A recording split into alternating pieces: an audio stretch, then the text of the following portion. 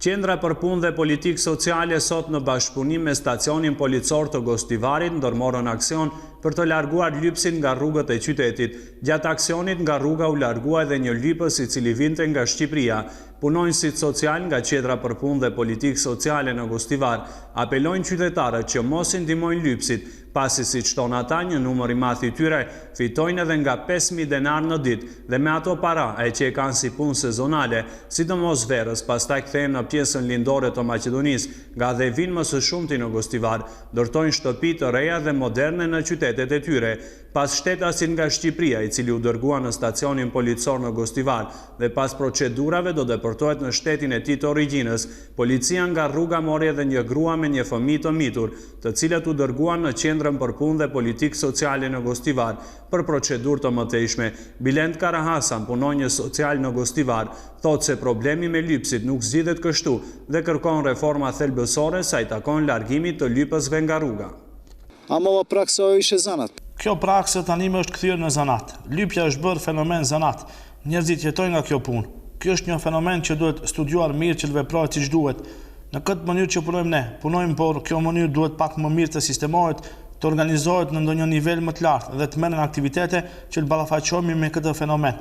Ky është një fenomen kompleks. Ky fenomen është si fenomeni i prostitucionit. E marr si shembull, i tillë është ky fenomen.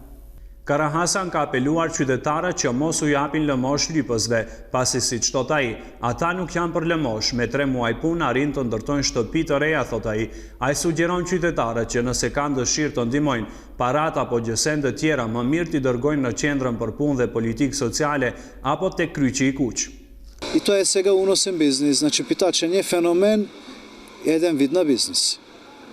Ky është biznes përfitues. Lypja është fenomen në formë të biznesit. Prandaj mund të apeloj deri te qytetarët. Pra apelimi im është që qytetarët të mos mundohen që vetëm në atë mënyrë të ndajnë para. Në të gjitha anët për lypsit, duhet organizim. Nëse duan të ndihmojnë dikë, le të vinë në Qendrën për punë dhe politikë sociale, le të shkojnë te Kryqi i Kuq. Ekzistojnë mënyra se si mund të organizohen dhe cilët persona të ndihmohen. Pse them këtë? Realisht ju tregoj, ka njerëz që me lypje fitojnë në sezon nga 3 deri në 5.000 denar në ditë. Për çdo qytetar ato janë shumë para.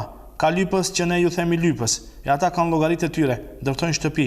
Ku i ndërtojnë? I ndërtojnë në Radovish, Dojran, gjithandej nga ku vinë. Ata vinë në sezon këtu, lypin 3 muaj dhe kthehen atje, me paranë në llogaritë e tyre. Prandaj them se është një biznes, fenomen i cili është kompleks. Fillimisht duket se popullata si vjen keq e u japin para, është fëmijë, grua me fëmijë, por shumë nga ata njerëz kanë më shumë para në xhep se sa unë ose ju. Edhe përkundër aksioneve të shumta, si duket problemi me lypsit do të vazhdoj. Siç thon punonjësit social, në Gostivar ka një numër të vogël, apo 10 familje që lypin. Problem që ndronte ato persona që vinë nga qytete tjera, sidomos nga lindja e Maqedonisë, dhe që shteti nuk ndërmerr asgjë për t'i ndaluar.